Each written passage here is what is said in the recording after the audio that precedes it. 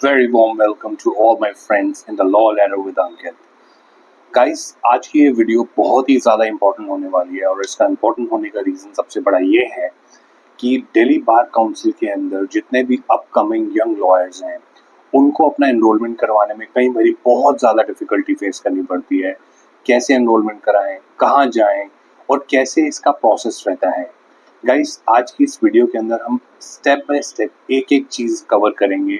आपको आपका फॉर्म कहाँ से मिलेगा, कहाँ से कलेक्ट करना है, आपको वहाँ कितने चार्जेस पे करने हैं, कितना टाइम लगेगा और आपको इस फॉर्म के साथ साथ क्या क्या डॉक्यूमेंट्स लगाने मैंडेटरी हैं as per the guidelines. So guys please ensure आप इस वीडियो को लाइक कर रहे हैं, सब्सक्राइब कर रहे हैं। Please press the bell icon for all the updates related to law. Let's get started. Guys, जैसे कि हम बात कर रहे थे बार काउंसिल ऑफ दिल्ली के अंदर आपको एनरोल करने के लिए क्या इसका प्रोसेस रहेगा, क्या क्या डॉक्यूमेंट्स आपको रिक्वायर्ड होंगे और आपको कहाँ से जाके ये फॉर्म मिलेगा। बार काउंसिल ऑफ दिल्ली का जो एड्रेस है गाइस वो है 2/6 Shri fort institutional area, Khelgaon मार्ग, न्यू दिल्ली 110049। गाइस, ये गुड न्यूज़ है जितने भी अपकमिंग एडवोकेट्स हैं जिन्होंने अपनी LLB इस साल कंप्लीट करी है। First of all many congratulations to all the upcoming lawyers. Supreme Court की एक रीसेंट जजमेंट थी जिसके अगेंस्ट एक लास्ट ईयर पिटिशन फाइल हुई थी, जिसके अंदर सुप्रीम कोर्ट ने क्लियरली गाइडलाइंस दी है all over bar council in India एक यूनिफॉर्म फीस लेने के लिए under the advocate act 1961। Guys, पहले क्या हुआ करता था, अलग अलग स्टेट बार अपना अलग अलग चार्जेस लेती थी to enroll as an advocate. जैसे फॉर एग्जांपल दिल्ली के चार्जेस थे 14,500 प्लस 1,000 रुपीज फॉर्म के चार्जेस होते थे। वैसे ही अलग अलग स्टेट्स, उड़ीसा के अराउंड 45,000 चार्जेस थे। बट आफ्टर द जजमेंट अब एक यूनिफॉर्म चार्जेस आपको पे करने पड़ेंगे। The new fee structure to enroll as an advocate on the payroll would be for general category 750 rupees, for SC/ST category it is 150 rupees under the Advocate Act under section 24(1)(f। तो guys, ये एक बहुत ही relief मिला है जितने भी upcoming advocates हैं उनके लिए ये बहुत अच्छी न्यूज़ है। गाइस, इसके वेरियस स्टेजेस हैं, आपको अलग अलग पार्ट्स में मैं डिफाइन करूंगा कि आपको फॉर्म कैसे फिल करना है। पहले मैं आपको डॉक्यूमेंट्स के बारे में बताऊंगा, उसके बाद मैंने एक एक step by step form fill करा हुआ है, तो आपको पूरा मैं इसमें गाइडेंस दूंगा, हेल्प करूंगा कि आपको फॉर्म कैसे फिल करना है। बार काउंसिल ऑफ दिल्ली के वर्किंग जो डेज होते हैं वो मंडे टू सैटरडे होते हैं बिटवीन 10 AM to 5 PM। आपको सैटरडे सिर्फ सेकंड सैटरडे ऑफ मिलता है वहाँ पे बार काउंसिल में, बाकी आप वहाँ पे बिटवीन 10 to 5 जा सकते हैं। अगर आप अपना फॉर्म फिल करवाने जा रहे हैं, अपना फॉर्म सबमिशन के लिए जा रहे हैं, तो वो 4 बजे तक ही फॉर्म एक्सेप्ट करते हैं, उसके बाद फॉर्म नहीं लेते। तो प्लीज अपना डे उस हिसाब से आप प्लान करिए। गाइस, इसमें जो फर्स्ट स्टेज है वो मिनिमम रिक्वायरमेंट क्या है, मिनिमम आपको LLB की 3 years या 5 years की degree from an affiliated college in India आपका मैंडेटरी है। 3 years उस केस में होगा जहाँ पे अगर ग्रेजुएशन करा हुआ है तो वो स्ट्रेट अवे LLB रिसीव कर सकता है, और 5 years जो कि आपका होता है आफ्टर 12th, और and you should be an citizen of India. तो आपको documents at the time of submission लेके जाने हैं। आपके LLB की सारी marksheets, in case of 3 years तो आपको 6 मार्कशीट्स मिलती हैं, और इन केस ऑफ 5 years आपको 10 मार्कशीट्स मिलती हैं। तो इसकी ओरिजिनल एंड फोटोकॉपी आपको जरूर लेके जानी है। गाइस, ये जितने भी डॉक्यूमेंट्स मैंने यहाँ मेंशन करे हैं इसकी ओरिजिनल कॉपी आप जरूर लेके जाइए उस दिन, to avoid any hassle. Plus ये जो आपको मैं LLB की मार्कशीट्स के बारे में बात कर रहा हूँ सारे सेमेस्टर्स की, गाइस ऑनलाइन जो आप डाउनलोड करके उसकी प्रिंट आउट लेते हैं या फोटोकॉपी आपके पास होगा, गाइस प्लीज वो मत लेके जाइए।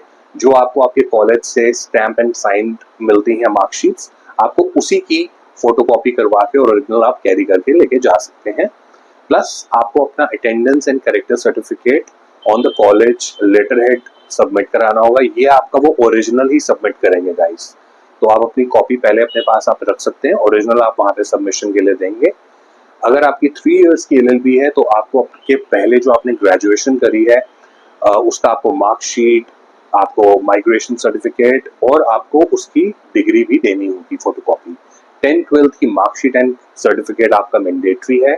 अगर आप दिल्ली के रेजिडेंट्स हैं तो आपको आधार कार्ड देना जरूरी है और अ ड्राइविंग लाइसेंस, जो कि आपका एड्रेस प्रूफ की तरह काम आएगा। लेकिन अगर आप नॉन दिल्ली रेजिडेंट्स हैं तो आपको आधार कार्ड प्लस आपको आपका रेंट एग्रीमेंट देना मैंडेटरी है।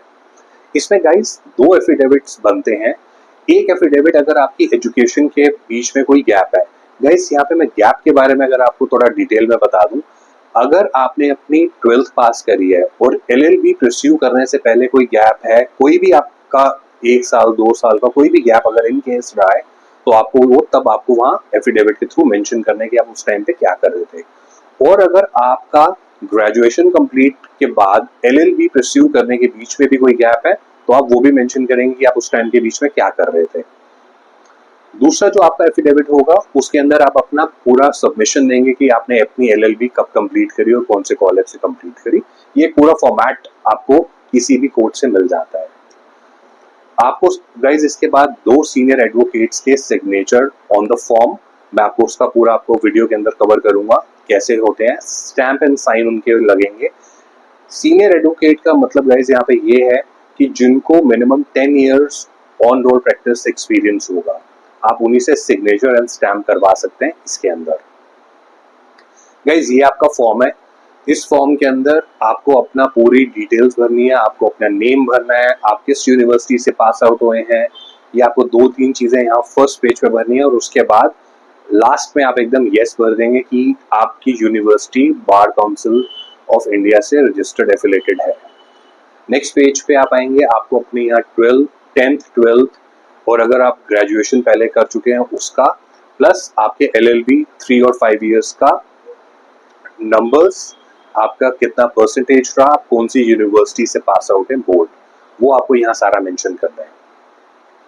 And then your signatures at the end. On the left hand side आपको अपनी डेट डालनी है जिस डेट पे आप सबमिट कर रहे हैं। गाइज ये आपका पेज पे आपकी फोटो लगेगी यहाँ पर, और इसी पे ही क्रॉस साइन होते हैं बाय अ सीनियर एडवोकेट, जिनके भी आप 2 एडवोकेट्स के सिग्नेचर्स करवाते हैं, उनमें से किसी एक का भी क्रॉस साइन होगा आपकी फोटो के ऊपर। आपकी जनरल इन्फॉर्मेशन है, आपको यहाँ पे अपना नेम फिल करना है, एप्लीकेंट नेम, आपकी एड्रेस फिल करना है, आपको यहाँ पे अपना डेट ऑफ बर्थ देना है। ये बहुत बेसिक इन्फॉर्मेशन है, आपको फिल करनी है इस फॉर्म पे। नेक्स्ट पेज पे आप कौन से कॉलेज से आपका था, किस ईयर में आप पास आउट हुए, कौन से इंस्टीट्यूट से आपका हुआ था, कितने साल की आपकी LLB थी, वेदर इट इज 3 इयर्स और 5 इयर्स, कौन सा आपका मोड था, इंग्लिश था, हिंदी था, आपको ये सारा इस पेज पे मेंशन करना है। आप एक बार वीडियो को बीच बीच में पॉज करके देख सकते हैं।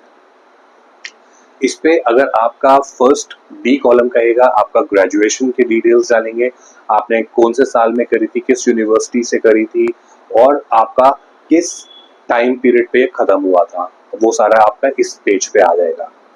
नेक्स्ट पेज पे चलते हैं गाइस।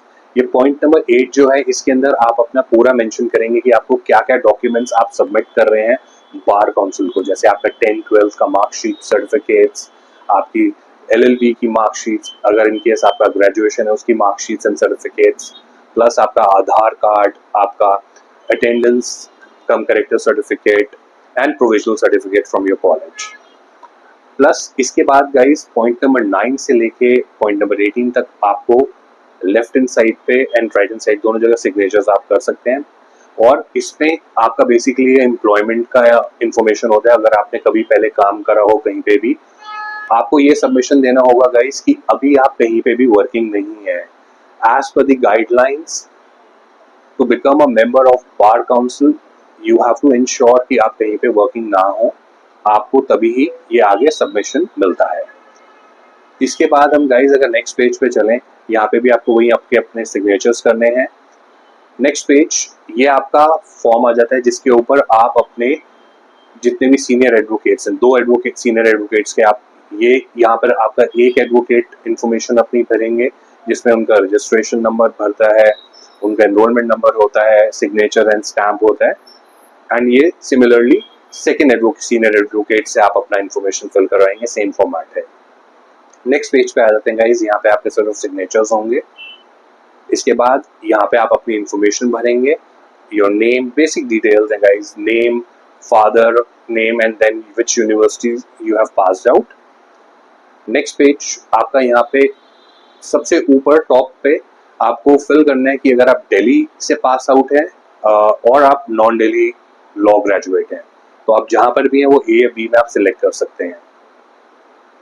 गाइज ये बेसिक गाइडलाइंस हैं, इनके प्रोफॉर्मा क्या क्या डॉक्यूमेंट्स हैं उसकी पेज है ये। इसमें आपका अंडरटेकिंग है, आपका डिटेल्स, बेसिक डिटेल्स है गाइज, अपना name and your father's name, your residence, आपने किस साल में अपनी पास आउट करी।